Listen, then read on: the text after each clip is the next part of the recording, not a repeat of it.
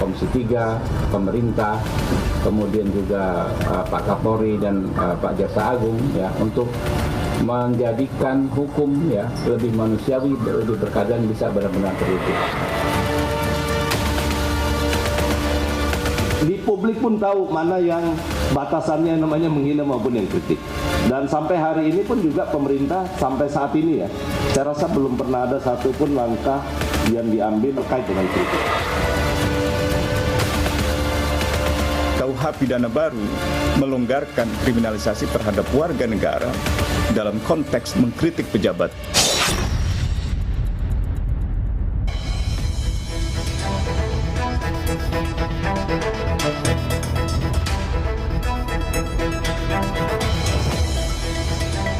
Selamat malam, selamat tahun baru 2026. Semoga kebaikan terus bersama kita.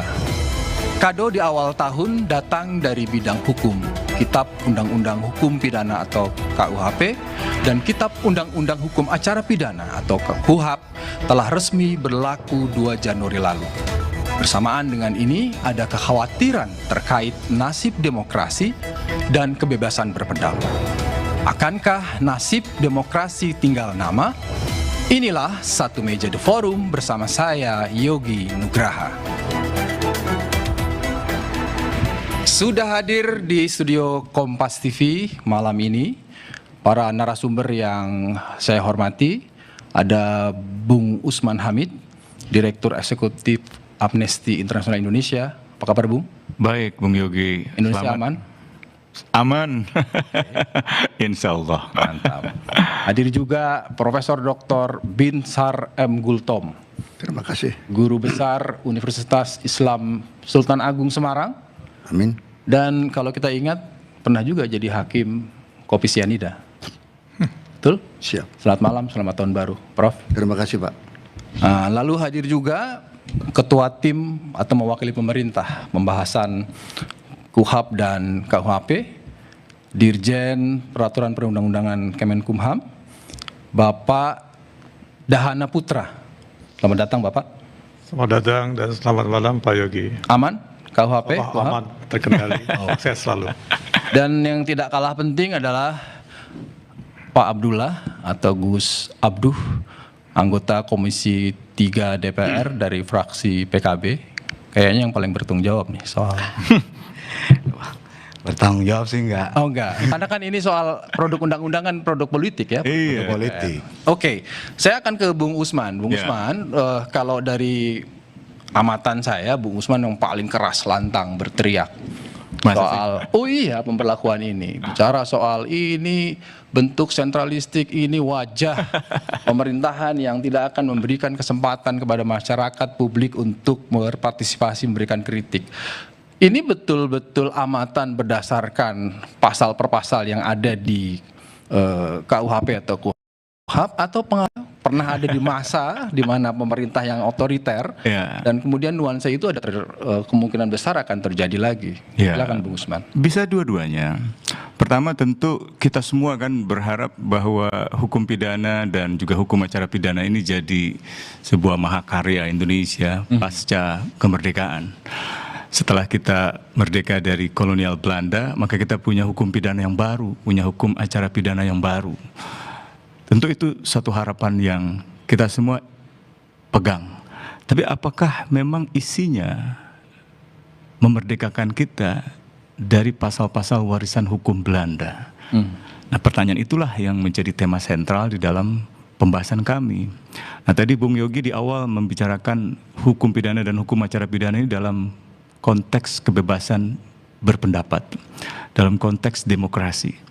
Nah, ketika hukum acara pidana ini disahkan, Indonesia sudah dikategorikan sebagai negara otoritarianisme elektoral. Jadi bukan lagi negara demokrasi elektoral.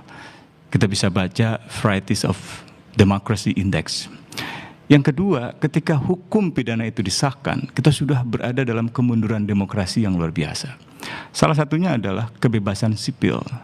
Nah, ciri-ciri dari pemerintahan yang otoriter adalah sempitnya ruang untuk kemerdekaan berbicara, kemerdekaan berpendapat, termasuk hukum acara ini terakhir disahkan di tengah pemenjaraan berbagai kalangan masyarakat, sebagian besar aktivis, sebagian hanya warga biasa seperti Laras Faizati yang tadi pagi saya hadiri sidangnya, hanya karena terlibat di dalam demonstrasi di bulan Agustus.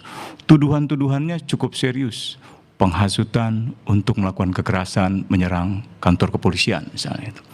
Tapi setelah saya pelajari perkara-perkara itu, lemah sekali.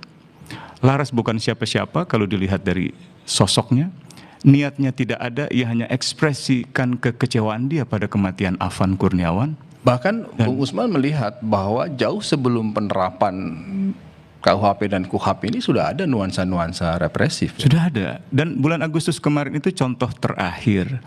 Apakah pernah ada di masa reformasi penangkapan sebegitu banyak? Di LBH Indonesia itu mencatat 6.000 lebih orang ditangkap. Amnesty memverifikasinya setidaknya 4.600 sampai 4.700. Oke, tahan dulu sebentar Bung Usman. Saya akan ke Pak Dahana. Karena tadi Bung Usman mengatakan bahwa ada nuansa, ada koridor yang membatasi kebebasan, bahkan mengancam demokrasi. Saya mau ke Pak Dahana ini, mewakili pemerintah yang dalam statementnya Pak Menkumham dan Pak Menko Yusril mengatakan bahwa ini adalah Pak Menkum, saya ralat, Pak Menkum, ini adalah success story, perjalanan hukum yang lepas dari warisan kolonial. Sementara tadi Bung Usman menyatakan rasanya mengerikan sekali nih. Kalau diberlakukan, ya kan Bung? Gimana Pak Dirjen? Gimana Pak Dirjen? Terima kasih Pak Yogi. Kita harus dukung Pak Dirjen. Pak Usman ya, luar biasa ya pandangannya. Jadi begini, pertama adalah ada 3 undang-undang yang dikepidana berlaku tanggal 2 Januari 2026. Oke. Ada KUHP dengan Undang 1 2023, ada KUHP-nya 2025, dan juga terakhir putusan pidana nomor 1 tahun 2026. Jadi baru berlaku 2 Januari 2026. Oke. Nah sebelumnya kita gunakan KUHP nasional yang peninggalan zaman Belanda. Jadi udah 108 tahun di Indonesia menggunakan warisan Belanda. Nah tentunya semangatnya adalah beda. Terkait deteren, retributif, ya terkait pemidanaan. Tapi dengan KUHP yang baru ini pendekatannya bahkan lebih maju, yaitu RJ, Restoratif Justice, dan itu pun diperkuat dengan di KUHP maupun di KUHP. Inilah poin yang sangat strategis bahwa ada beberapa sisi terkait pemberlakuan KUHP itu. Pertama adalah produk dekolonisasi, kedua adalah harmonisasi, karena juga banyak regulasi instrumen internasional terkait HAM itu sudah diratifikasi maupun aksesi, dan juga salah satu poin adalah terkait demokratisasi. Inilah poin-poin terkait misi KUHP nasional. Nah tentunya memang kalau kita cermati, dan sekarang pun juga KUHP pun juga demikian. KUHP ini salah satu adalah menjawab tentang kebutuhan hukum, di mana kalau Pak Usman lihat di lapas di rutan itu banyak sekali narapidana itu quote and quote yang harusnya mereka tidak perlu dipidana. Ya, contohnya adalah kasus-kasus kecil. Nah dengan adanya KUHP, KUHP itu ada restoratif justice. Ini satu ruang sangat baik untuk memberikan suatu suatu tanggung jawab kepada pelaku, ya, untuk diberikan suatu kesempatan untuk melakukan suatu perdamaian dengan para pihak, baik pelaku maupun korban. Ini suatu hal yang positif. Kenapa? Sebelum KUHP ini berlaku Pak, itu masing-masing instansi baik kepolisian, kejaksaan, Mahkamah Agung itu membuat suatu instrumennya. Ya ada peraturan kepolisian, peraturan jaksa agung maupun juga Mahkamah Agung. Nah satu sisi adalah hal ini juga ada suatu perbedaan pemahaman terkait RJ. Nah, itu adalah dengan KUHP ini pun juga sudah ada ketentuan terkait RJ. Bahkan juga alhamdulillah Pak sudah ada RPP-nya khusus RJ. Dengan demikian ini akan menjadi satu landasan pada saat pelaksanaan putusan. Walaupun RJ ini kan ada batasan Pak. RJ ini tidak berlaku untuk tindak pidana sifatnya serious crimes. Ada korupsi, ya ada terorisme, narkotika masih ada Pak. Bagi untuk ya penyalahguna dan pengguna, victimless. Jadi mereka diberikan ruang untuk di Jadi justice. RJ itu berlaku untuk apa aja? Yang Jadi dikecualikan? ada suatu tindak pidana yang tidak bisa di-RJ-kan, yang sifatnya Apa aja itu, crime. Pak Dirjen? Pertama adalah terorisme, Terorisme. narkotika penyalahguna masih bisa, korupsi, yaitu nggak bisa, terorisme dan keamanan negara maupun juga tindak pidana tentang seksual itu nggak Oke, bisa. Pak, sampai di situ saya coba bergeser. Artinya gini, ada yang lebih besar dalam kacamata yang lebih luas bahwa ada kekhawatiran bahwa KUHP dan KUHP ini yang baru ini itu lebih mengedepankan, kan seharusnya hukum ini tidak hanya bicara soal ketertiban, tidak hanya bicara soal polisinal dan sebagainya, tapi bicara soal prinsip keadilan, dan banyak sekali yang mengkhawatirkan soal itu.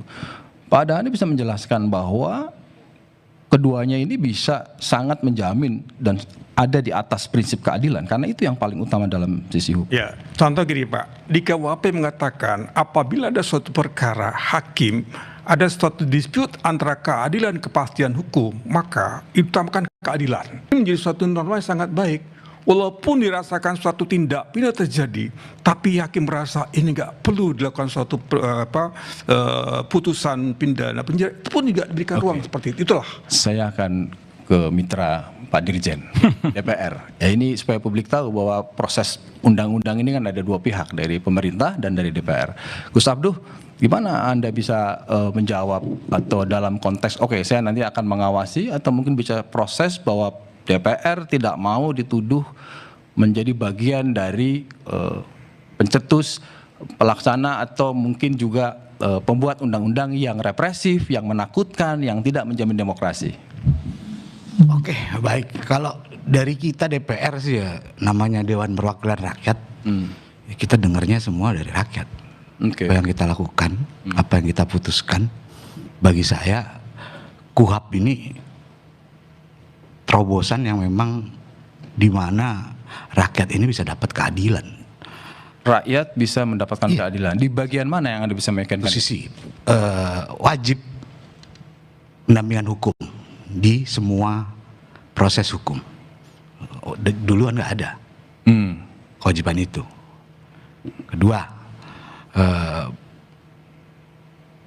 pra peradilan diperluas lagi.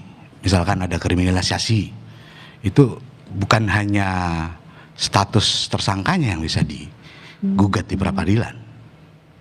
Misalkan penggeledahannya tidak sesuai juga bisa, penyitaannya juga bisa diperapit.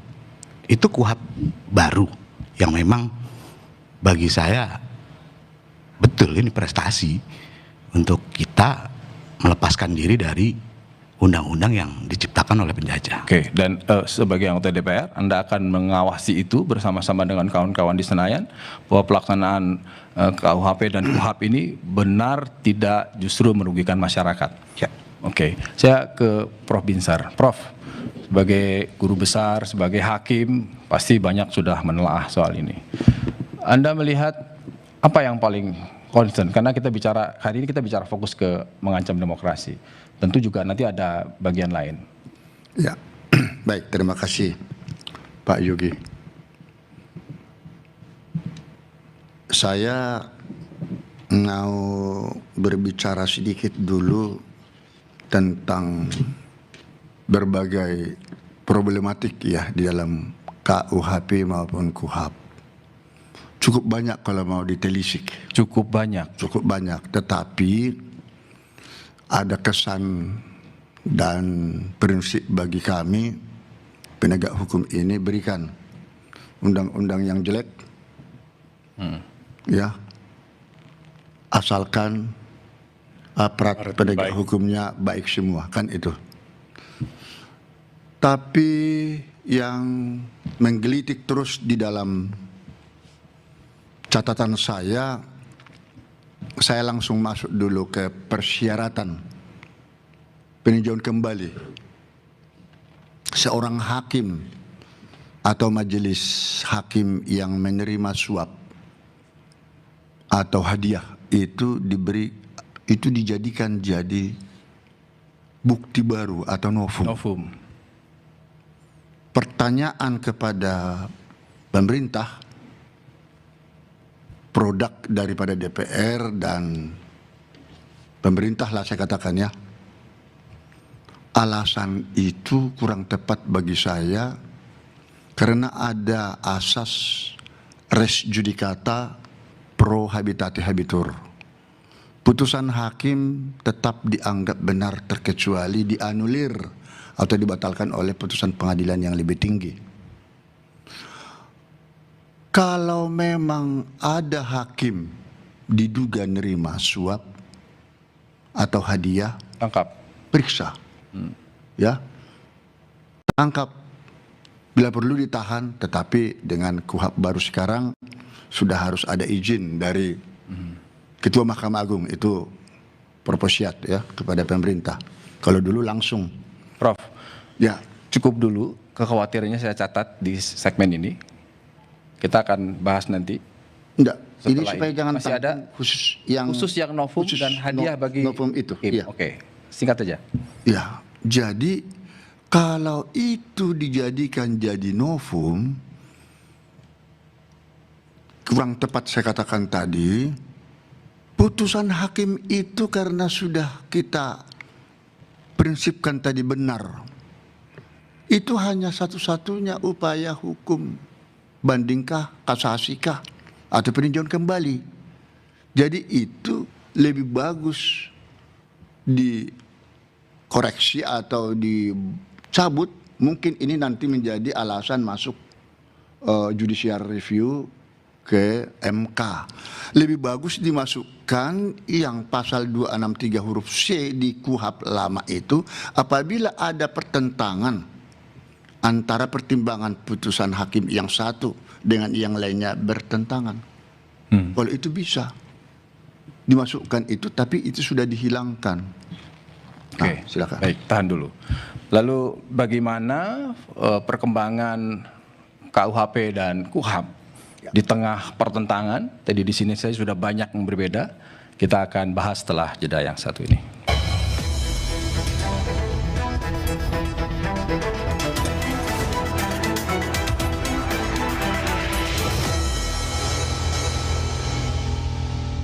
Kami tentu tidak mungkin bisa memuaskan semua pihak. Ya, kita berusaha untuk bisa memastikan bahwa produk undang-undang ini adalah produk politik. Itu dulu yang harus kita sepakati ya. Ini produk politik. Pemerintah tidak sendiri. Kalau pemerintah sendiri, maka tentu akan jauh lebih mudah. Tapi pembentuk undang-undang itu kan ada di DPR. Kita bersama-sama dengan DPR membahas itu. Konfigurasi politik juga akan sangat menentukan. Pada saat pembahasan RUU KUHP itu tentu berbeda pada saat pembahasan RUU KUHP. Konfigurasinya.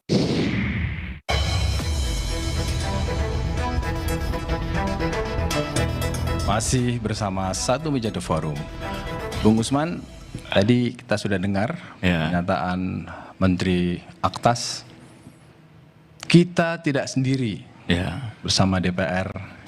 Dan ini adalah produk Politik. permufakatan produk politik, konfigurasi politik disebutkan. Anda semakin yakin bahwa ini menakutkan karena ini bagian dari produk kekuasaan atau tercerahkan setelah mendengar dari pernyataan?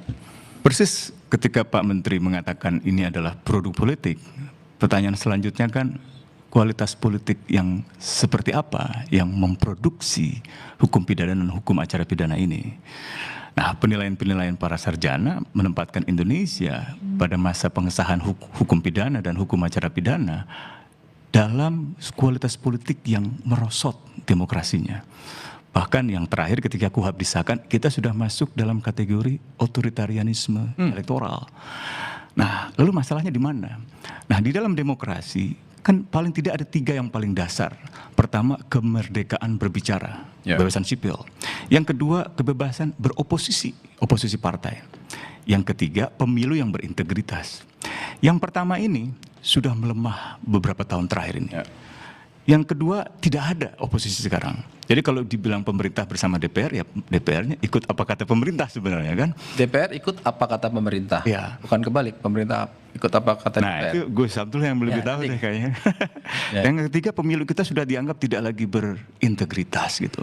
Nah kalau kita kembali ke yang pertama, kebebasan berbicara, dan kita periksa hukum pidana, misalnya pasal tentang larangan Marxisme-Leninisme. Proklamator Republik Indonesia seorang Marxis.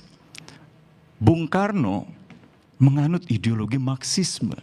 Seluruh pendiri bangsa, pejuang kemerdekaan adalah kaum Marxis. Ya. Bagaimana mungkin kita melarang menganggap pikiran Marxisme itu sebagai kejahatan? Itu yang pertama. Yang kedua, kembali kepada penjelasan pemerintah Pak Yusril, Pak Adgas, gitu, bahwa kita ini ingin memerdekakan diri dari Belanda, dari hukum pidana Belanda. Pasal penghinaan presiden itu sebenarnya reinkarnasi dari pasal penghinaan terhadap Ratu Belanda, Ratu Belanda. di masa kolonial, yang hanya diterjemahkan lalu diganti kata ratunya dengan presiden di masa Indonesia modern yang merdeka itu. Dan sekarang dikembalikan lagi setelah sebelumnya dihapuskan oleh putusan Mahkamah Konstitusi tahun 2006. Di masa Orde Baru, pasal ini sangat menakutkan buat mahasiswa. Tanyakan saja kepada Heri Ahmadi, pernah menjadi Duta Besar Indonesia untuk Jepang. Dia ketua Dewan Di Mahasiswa bawah ITB. sepatu Lars. Pernah menulis pledoi di bawah sepatu Lars. Ialah salah satu aktivis mahasiswa, ketua Dewan Mahasiswa ITB yang pertama kali Bung dipenjara Usman, karena Bung pasal Usman ingin penghinaan mengatakan presiden. bahwa KUHP dan KUHAP yang baru ini lebih pas berada di koridor sistem otoriter ketimbang sistem demokrasi. Ya, dan memang ini dilahirkan dalam alam politik, diproduksi dalam alam politik yang kualitasnya sudah merosot, sudah mengalami regresi demokrasi, bahkan mengalami otoritarianisme, kebangkitan otoritarianisme. Jadi tidak mungkin kita mengatakan bahwa hukum pidana ini adalah hukum pidana yang menempatkan Indonesia dengan lebih modern, lebih menghormati hak asasi manusia, dan lebih demokratis. Kalau diukur dari ukuran-ukuran demokrasi. Oke, Pak Dahana. Mudah-mudahan nggak terlalu keras. Ngeri banget. Pak Dahana, pasti Pak Dahana sudah punya jawaban, sudah mempertimbangkan, bahkan bisa menceritakan latar belakang ini adalah satu, ingin lepas dari warisan Belanda, tapi tadi dijelaskan oleh Bung Usman masih ada hanya mengganti istilah. Yang kedua, ada nggak nuansa yang mau dijelaskan oleh Pak Dirjen bahwa apa sih sebetulnya yang melatar belakang ini selain tadi hanya sekedar melepas dari warisan kolonial? Ya, terima kasih. Pertama ada beberapa hal yang menjadi satu background mengapa pentingnya ada KUHP nasional ini ya. Ada 5 hal. Pertama adalah dekolonisasi. Kita tahu bahwa KUHP yang kita gunakan sebelumnya itu warisan zaman Belanda sejak 1918. Jadi Indonesia ini sudah menggunakan warisan Belanda 118 tahun, bisa bayangkan. Kedua adalah dekomunisasi. Jadi banyak ketentuan pidana yang belum diadopsi dalam KUHP Belanda. Jadi dengan KUHP nasional ini mengadopsi berbagai ketentuan yang syarat dengan demokrasi. Ketiga adalah harmonisasi. Harmonisasi ini banyak sekali instrumen HAM yang telah diaksesi, diratifikasi oleh Indonesia. Dari 9, ada 8 yang diratifikasi atau diaksesi. Keempat adalah modernisasi. Inilah background terkait visi KUHP nasional. Tentunya kalau kita cermati tadi sama dengan Pak Menteri, betul bahwa DPR kan lembaga politik. Pemerintah bersama DPR membahas suatu undang-undang. Nah, undang-undang ini didasarkan oleh naskah akademik. Naskah akademik yang memuat 3 hal, filosofis, yuridis, dan sosiologis. Kalau kita bicara KUHP yang saat ini, itu dibuat sejak 1963. Bisa bayangkan 1963 kalau hitung menteri itu udah 17 menteri kehakiman hukum saat ini. Sudah. Jadi nampaknya prosesnya itu udah begitu panjang. Jadi hemat kami adalah bahwa terkait kondisi yang kekinian ini itu sudah terjawab di KUHP yang saat ini yang berlaku. Nah, kedua adalah tadi Pak Usman ini sohib saya juga nih. Saya senang kalau sohib sama sohib ketemu, saya senang sekali. Sohib dia. Terkait penghinaan presiden dan wakil presiden itu bukan reinkarnasi, bukan. Kenapa? Bukan reinkarnasi. Bukan. Kenapa? Kalau kita lihat, kita teliti, kita cermati, ada suatu perubahan paradigma. Kita nggak gunakan kata-kata penghinaan. Itu menjadi harkat dan martabat. Harkat dan martabat presiden dan wakil presiden. Kenapa? Beliau kalau kita bicara etikat sebagai primus inter pares, setara tapi yang diutamakan seperti itu. Pak Dahana, saya ingin memastikan bagaimana Bapak bisa menjelaskan ini ada delik aduan, ada ini yang bisa mengadukan adalah presiden wakil presiden. Tetapi kan yang mesti dilihat adalah ini ada chilling effect, ada ketakutan. Bisa nggak dijelaskan bahwa nggak usah takut, pokoknya aman dan sebagainya? Takut ya, kalau kita cermati ya, sejatinya kalau secara memahami secara utuh ya pasal tersebut, kita bisa memberikan satu gradasi. Kita gradasi antara bisa bedakan antara penghinaan dan harkat martabatnya dengan kritik. Nah, ini sekarang ini kan ada suatu persepsi yang menganggap semua suatu tindakan penghinaan itu dianggap suatu perbuatan pidana. Enggak seperti konstruksinya. Kalau kritik misalkan program presiden nggak bagus begitu, silakan aja, itu masyarakat, nggak apa-apa. Tapi kalau menghina gitu kan, disamakan dengan binatang, jangankan presiden, kita pun juga kalau dihina ya pastilah. Jadi kritik boleh ya? Ya. Dan kedua gini Pak, kita bicara KUHP itu ada suatu keseimbangan Pak, hak dan kewajiban. Hak dan kewajiban itu menjadi suatu pilar utama yang harus kita jaga seperti itu. Silakan ya masyarakat melaksanakan haknya, tapi juga tolong dong perhatikan hak orang lain. Itulah ada keseimbangan. Ada kewajiban menghormati hak orang lain, kewajiban menghormati hukum. Inilah poinnya di sana. Baik, terima kasih. Gus Abduh, DPR tadi kita sudah melihat bahwa sangat khawatir, tapi dijelaskan juga oleh Pak Dirjen bahwa ini justru untuk memanusiakan, untuk melindungi, ada modernisasi. DPR bagaimana?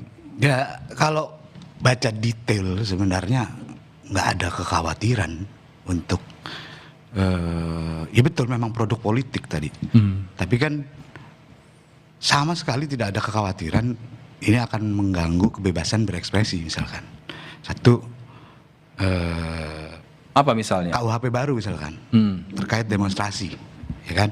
Katanya kalau nggak izin ditangkap. Bukan izin, pemberitahuan saja. Oh, kalau nggak pemberitahuan ditangkap. Pemberitahuan itu maksudnya apa?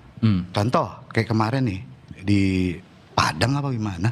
Gara-gara Padang. Ya kan Padang ya. Yang ambulan itu. Ada demonstrasi itu akhirnya mengganggu ketertiban dan perjalanan. Ada ambulan mau lewat, di dalamnya ada pasien sekarat. Karena ada demonstrasi nggak bisa lewat, meninggal lah pasien itu. Lah itu yang tadi dijelaskan oleh beliau. Boleh, silakan. Hak Anda untuk menyampaikan ekspresi demokratis, berbicara di depan kritik kita DPR, kritik silakan. Oke, baik, kritik silahkan. Lalu bagaimana nasib KUHP dan KUHAP ini di tengah suara penolakan, di tengah upaya untuk mengajukan judicial review, dan apakah ini bisa berjalan dengan baik? Tentu kita terus berharap bahwa ini bisa berjalan dengan baik, tapi nanti kita akan bahas setelah yang satu ini.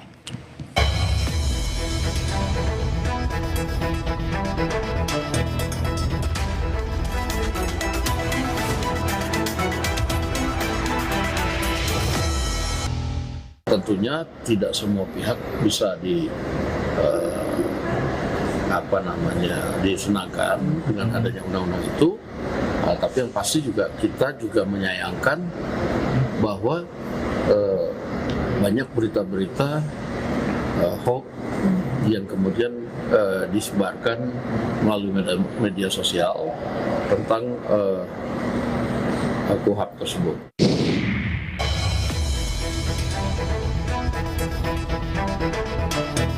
Masih di satu meja The Forum. Saya mau ke Prof Binsar ini.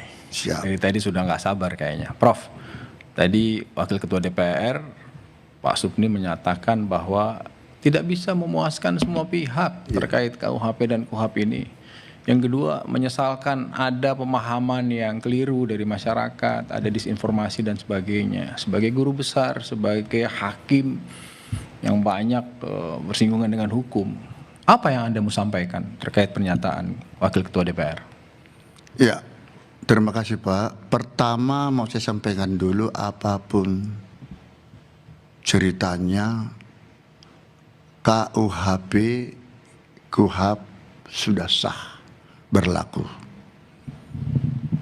Berbagai kekurangan, kelebihan yang ada di sana, tentu juga itu harus dapat diterima dengan akal sehat. Sepanjang ada warga negara yang melanggar hukum sesuai menurut ketentuan itu, jika diproses secara hukum. Nah, di sana banyak hal yang dilakukan, apakah menggunakan restoratif justice, apakah di SP3 kan, apakah sampai ke proses persidangan. Ketika kasus itu masuk ke pengadilan, itu pasti sudah diuji kebenaran surat dakwaan itu. Mau tidak mau, apabila terbukti menurut fakta seperti kebebasan berekspresi dan seterusnya tadi, nah itu harus dapat dipercayakan kepada pihak aparat penegak hukum terkait. Jadi ke situ arahnya saya lihat. Namun sepanjang mana ini bertentangan dengan Undang-Undang Dasar 1945, disitulah RJR ya, Judicial Review, Uji materi. Uji material ke Mahkamah Konstitusi akan dilakukan. Pertanyaan, apakah ini dibatalkan atau tidak sah, kan itu. Ya.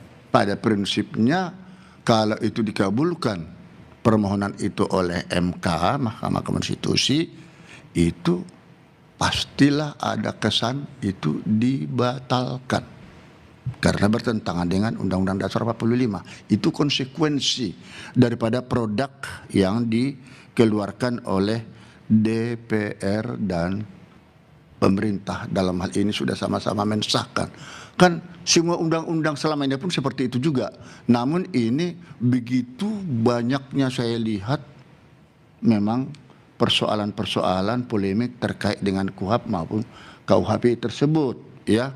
Jadi saya sebenarnya masih ingin menyampaikan ada hal-hal yang menarik lagi seperti perjanjian penundaan penuntutan. Apa itu?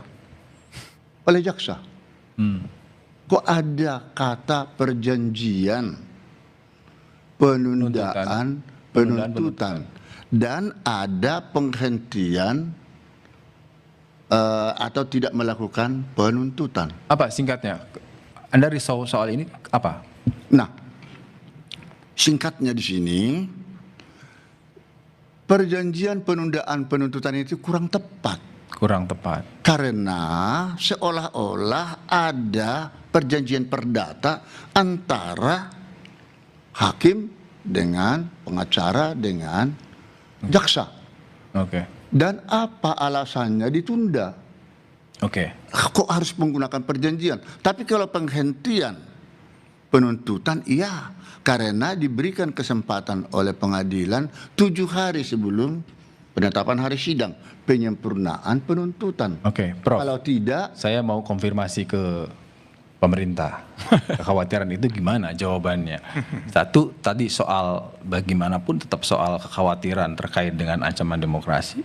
Ternyata dari sisi hakim juga ada beberapa hal yang dari prakteknya juga akan sangat mengganggu. Gimana Pak Dirjen menanggapi ini? Ya, itulah salah satu poin yang sangat baik adalah bahwa di KUHP ini banyak yang sesuatu yang baru, ya baru. Yang memang perlu dipahami secara utuh, ya. Ada RJ, ada DPA, ya, sebagai penundaan penuntutan, ya. maupun juga yang lain ya. Ini salah satu hal yang cukup baik ya. Tadi terkait RJ pun saya sudah jelaskan, ini salah satu untuk menjawab over kapasitas dan juga ternyata juga menjawab tentang kebutuhan masyarakat. Dan RJ pun juga diberikan batasan tidak semua tindak pidana ya, yang sifatnya serious crime tadi saya sampaikan, keamanan negara, terus narkotika, ya korupsi narkotika pun quote and quote hanya penyalahguna pengguna ya, termasuk DPA ya, penundaan perjanjian penundaan penuntutan. Ini di subjek hukumnya korporasi Pak.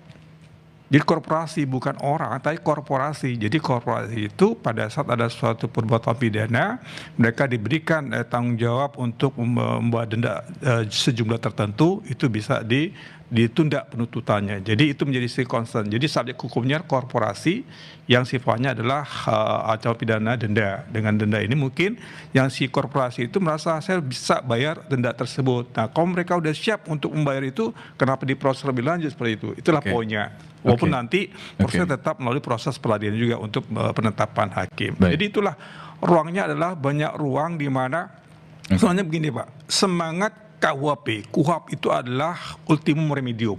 Sejauh mungkin tidak dilakukan suatu pidana, quote in quote ya, terhadap suatu tindak pidana. Contoh yang terbaik ya menurut saya cukup menarik ya. Suatu tindak pidana yang ancaman di bawah 5 tahun dan diputus 3 tahun, dia nggak perlu pidana penjara, dia bisa pidana pengawasan. Suatu tindak pidana ancaman 5 tahun diputus 6 bulan, dia kerja sosial. Inilah ruangnya. Maka terkait jenis pidana itu cukup menarik. Ya. Banding jaksa misalnya. Ini Pak, jadi kalau kita lihat jenis pidana di KUHP itu ada penjara, ada tutupan, ya pengawasan, ya kerja sosial maupun denda. Nah, jadi pengawas kerja sosial ini sesuatu yang baru ya.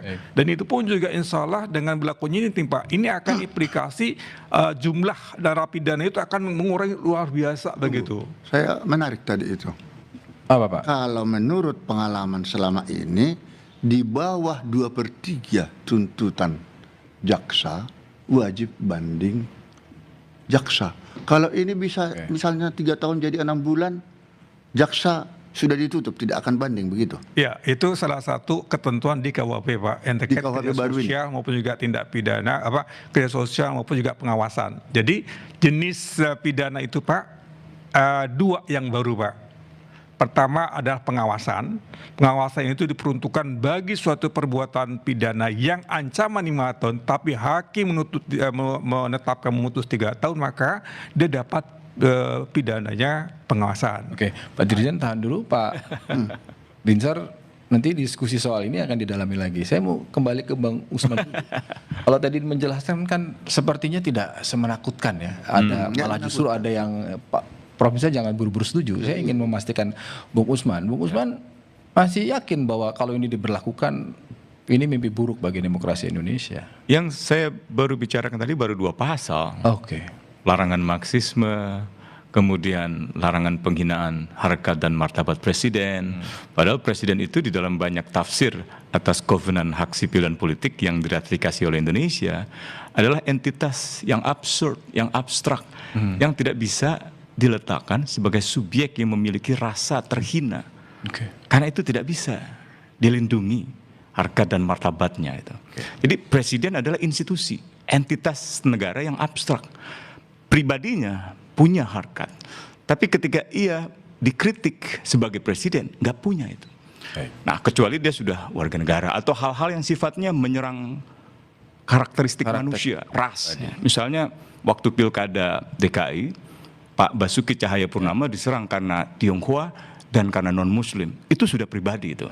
Itu nggak bisa, itu harus dilarang itu. Nah, tapi kalau gubernur DKI ABC misalnya gitu, itu saya kira boleh. Kebijakannya yang dikritik. Jadi, nah tadi diskusinya Pak Dahana dan Pak Guru Besar Pak Binsar itu terlalu teknis ke hukum. Ya. Tapi katakanlah kita masuk ke hukum ya. Misalnya konsep restoratif justice. Konsep restoratif justice itu sebenarnya kan satu gagasan alternatif dari retributive justice. Dari gagasan keadilan berupa koreksi lewat penghukuman pidana, lewat pemenjaraan. Nah, keadilan yang mau dihadirkan dari restoratif justice ini bukan keadilan dalam pengertian penghukuman penjara atau pengurungan orang, melainkan keadilan dalam bentuk yang lain, ganti rugi dan seterusnya, perdamaian. Saya sudahi dulu Bung Usman. Terakhir sedikit. Oke. Nah, sayangnya restoratif justice ini seolah-olah direduksi menjadi bisa diselesaikan di tangan kepolisian. Nah, itu keliru konsepnya. Restoratif justice itu harus diletakkan di tangan hakim, bahwa nantinya dia tidak berujung dengan pidana penjara, hakim yang memutuskan. Nah, kalau di awal di hulu misalnya gitu, saya khawatir itu menciptakan istilah di kepolisian 8-6 Ya, kan. dan bisa juga ada abuse of power juga. Ada abuse of power, termasuk penundaan, penuntutan, dan seterusnya. Itu yang saya kira harus dipastikan bahwa fair trial, peradilan yang adil, menjadi terpenuhi. Karena fair trial adalah syarat dari sebuah negara demokrasi. Oke, Bung Usman. Dengan adanya KUHP yang baru ini, maka hal terburuk yang dikhawatirkan adalah Indonesia kembali ke masa kelam, kembali ke masa Orde Baru. Benarkah ini akan terjadi? Selengkapnya setelah yang ini. Tetap bersama.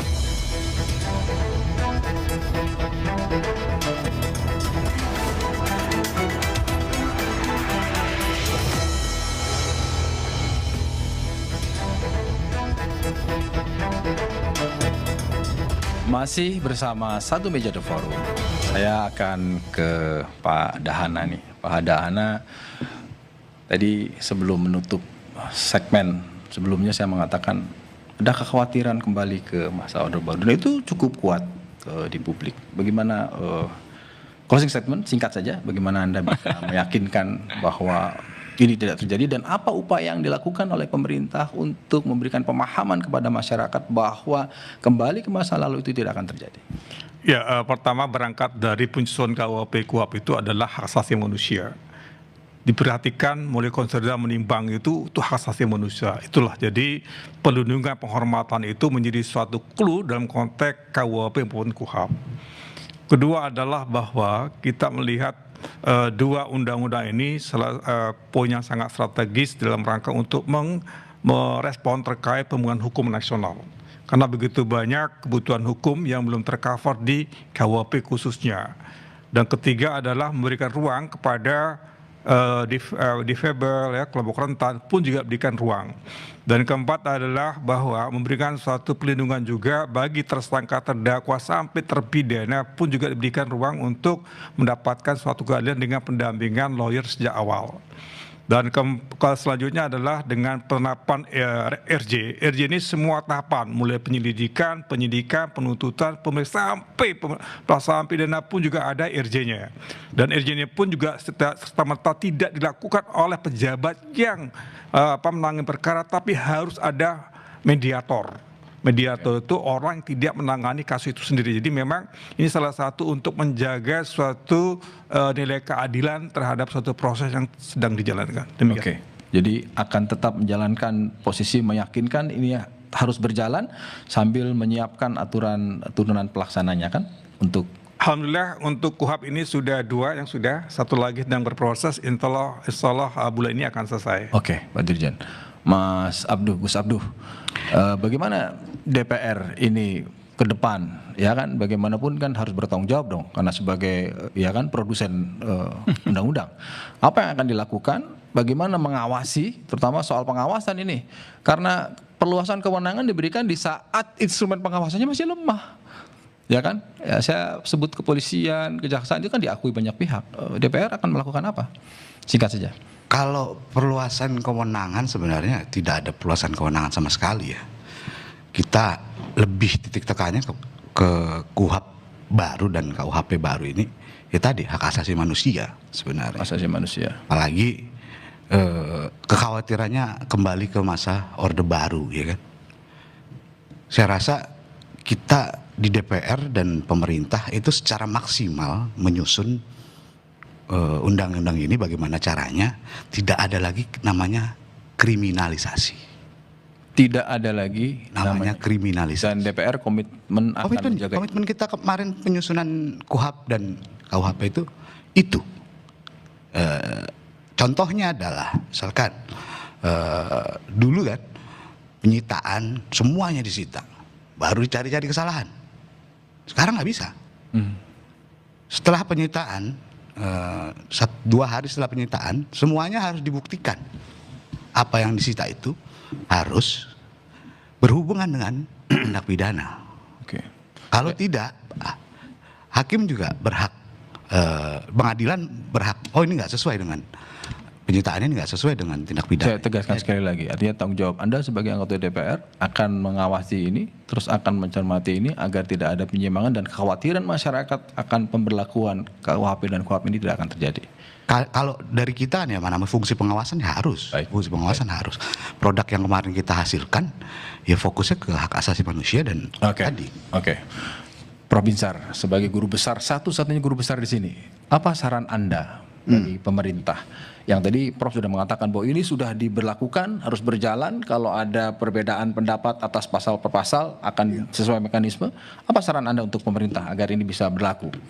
Iya, saran saya setiap pemerintah melakukan atau